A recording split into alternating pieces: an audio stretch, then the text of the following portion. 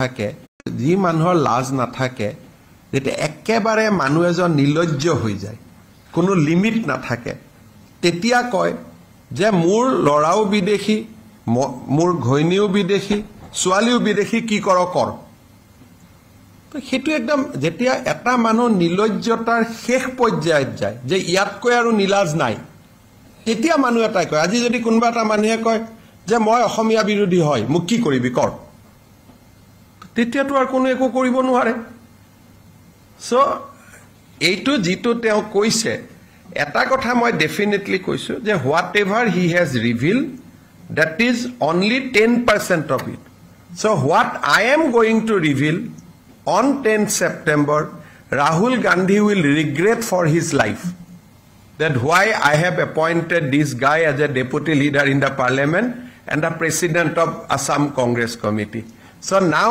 I know that Rahul Gandhi himself is encouraging Pakistani element in Congress party otherwise if in a family 3 person is not a citizen of India only 1 person is citizen of India then who is nationalist party is going to encourage that guy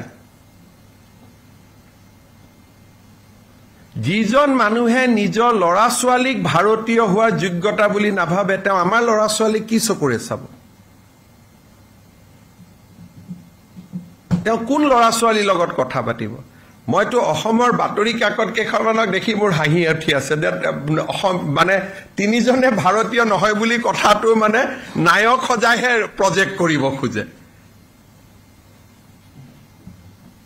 ইয়াতকৈ লাজৰ কথা কিবা আছে নেকি যে সৰু লৰাটোক মই ব্ৰিটিছ বনাই দিছো ডাঙৰ হলে কোনবাই কিবা কৰক মোৰ লৰাটোক মই ব্ৰিটিছ বনাই দিছো মোৰ ছোৱালীজনীক মই ব্ৰিটিছ বনাই দিছো মোৰ ঘৈণীয়েকে ভাৰতীয় নাগৰিক লোৱা নাই আৰু মই কৈছো কি কৰে কৰক মোক এৰেষ্ট কৰক ইয়াতকৈ এটো মইতো নিলজ্জ ইয়াতকৈ আৰু নিলজ্জ মানুহ মই ৰাজনীতিত কাকো দেখাই নাই আজিলৈকে this is the height of everything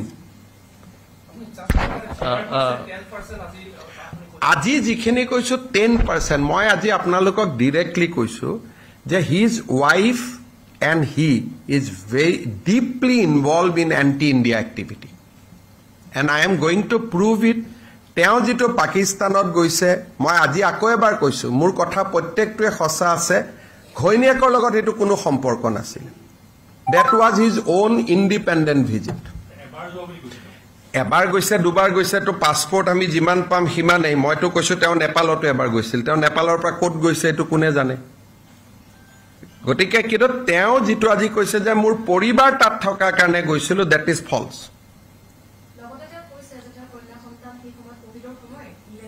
no তেওঁ লৰা ইণ্ডিয়াত জন্ম হৈছে তেওঁ লৰা 7 বছৰ ইণ্ডিয়ান সিটিজেন হোৱাৰ পিছত ব্ৰিটিছ কৰিছে ইমান অসত্য কথা ক'ব নালাগে তেওঁ লৰা ইণ্ডিয়ান সিটিজেন আছিল ভাৰতীয় পাসপোৰ্ট আছিল আৰু ভাৰতীয় পাসপোৰ্টখন গৌৰৱ গগৈয়ে নিজে সহি কৰি এপ্লিকেশন দি সাৰেন্ডাৰ কৰোৱাইছে কৰাই পেলাই ব্ৰিটিছ পাসপোৰ্ট লৈছে আৰু গৌৰৱ গগৈ লৰা জন্মস্থানটো শান্ত চাইলক তেতিয়া কোভিড দূৰতো নাছিল আপোনালোকক যিমান পাৰে মিছা কথা কৈ বুৰবক বনাই আছে মই এতিয়া কৈছো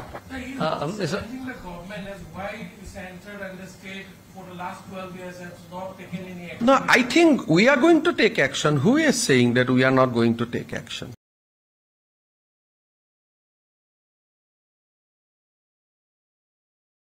Not be taken.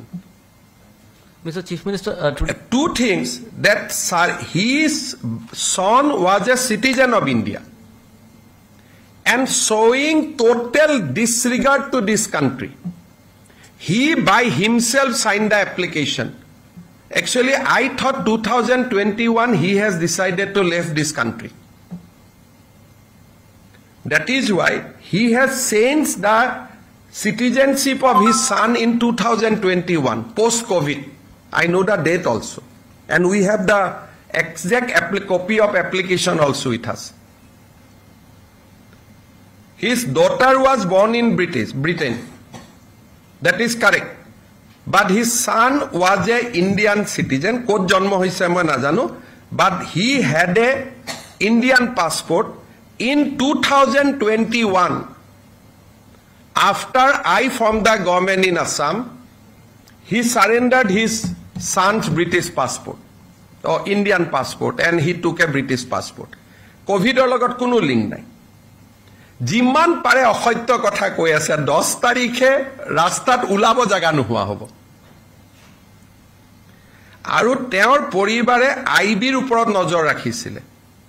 For the climate activist, there is a report we have.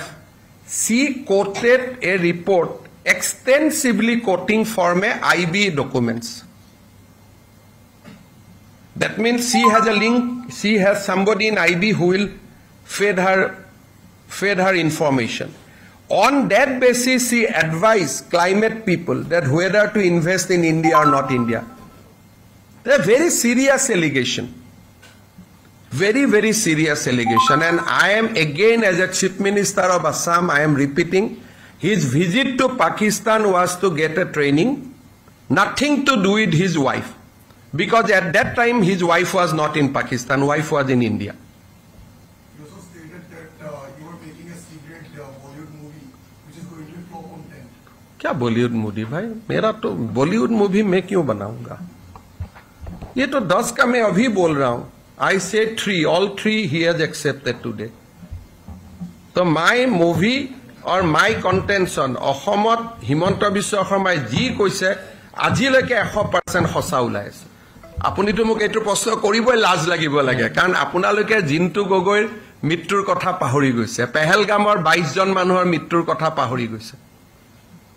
Mr. Chief Minister. Pakistan আৰু ভাৰতৰ মাজত কেতিয়াও এজন মুখ্যমন্ত্ৰী লৰা পাকিস্তান গৈছে, তেওঁলোকক আপুনি জেৰা কৰা নাই কিয় গৈছে, আৰু আপোনালোকে চিফ মিনিষ্টাৰক প্ৰশ্ন সুধি আছে। সেইকাৰণে আপোনালোককো মানুহে বেয়া পায়। Mr. Chief Minister. আজি অসমৰ মিডিয়া ইণ্ডাষ্ট্ৰিটো আটাইতকৈ হেটেড কিয়? এইটো কাৰণে না। I have documents to prove that his wife is involved of collecting various intelligence output of government of India.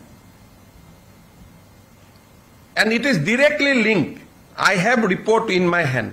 So 10 September I am going to reveal their relationship with Pakistan Army, their relationship with the Interior Department of Pakistan, and how they are doing all these things for a climate lobby.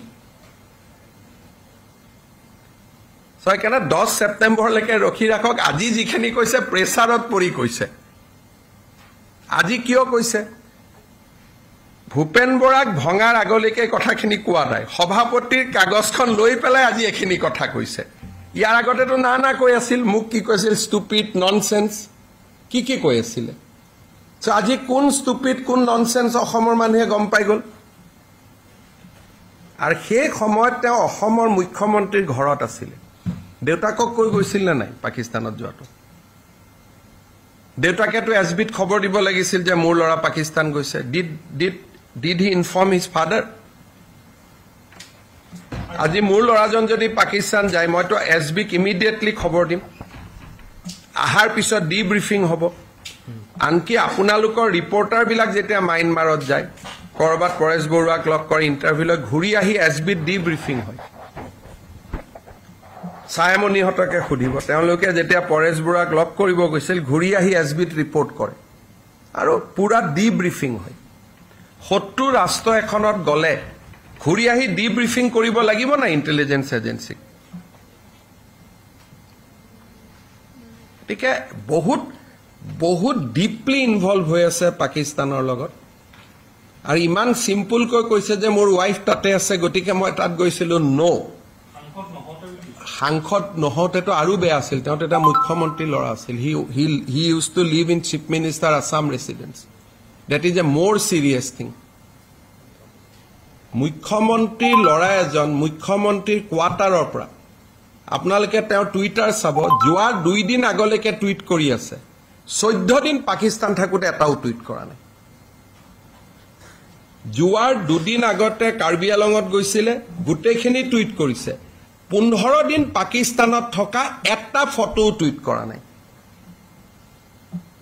তাৰ টুইটাৰৰ গোটেই আমাৰ লগতো আছে গোটেই হিষ্ট্ৰীটো চাব এই মানুহজন খোল্লা পাকিস্তানৰ এজেণ্ট হয় আৰু বহুত ডিপলি ৰোটেড নহলে মই যদি আজি বাংলাদেশত যাওঁ পাকিস্তানত যাওঁ মইতো টুইট কৰিম নহয় ক'ত গৈছো ক'ত খেলিছো ক'ত গৈছো মই টুইট কৰিম নে নাই গলে আৰু তেওঁ টুইটাৰ নাথাকা নহয় দুদিন আগলৈকে অসমত থাকোতে টুইট কৰি আছে আৰু এতিয়াও প্ৰেসিডেন্ট হোৱাৰ পিছত ফুৰ্তি কোনখিনি মানুহৰ তেওঁৰ ফেসবুকত চাবকচোন একসাম মানুহে ফুৰ্তি কৰি আছে আৰু এতিয়াও যে পাব্লিক গোটাই আছে লাহৰীঘাট গৰৈমাৰী ইয়াৰ পৰাই মানুহ গোটাই আছে কোনো অসমীয়া মানুহে জিন্তু গগৈ মৃত্যুক পাহৰি নাযায় কোনো অসমীয়া মানুহে পেহেলগামৰ ঘটনাক পাহৰি নাযায় কোনো অসমীয়া মানুহে পাকিস্তানৰ ভ্ৰমণটোক জাস্টিফাই কৰা কোনো অসমীয়া মানুহে মানি নলয় বাকি সব মানি লব টকা খাইছ কবাত গণ্ডগোল কৰিছ কিবা হেৰি কৰিছ কোনো কথা পাকিস্তানৰ লগত মানি নলয় কিমান আমাৰ মানুহক আজিও অপাৰেশন সিন্দুৰ চলি আছে অপাৰেশন সিন্দুৰ চলি থাকোতে তেওঁ নিজৰ পাকিস্তান ভ্ৰমণক জাস্টিফাই কৰিছে যেতিয়া আমাৰ সেনা বাহিনীৰ লোকে এয়াৰ ফোৰ্সৰ লোকে এতিয়াও সীমান্তত গুলি খাবৰ কাৰণে প্ৰস্তুত হৈ আছে এজন মানুহ কংগ্ৰেছৰ প্ৰেসিডেন্ট হ'ব পাৰে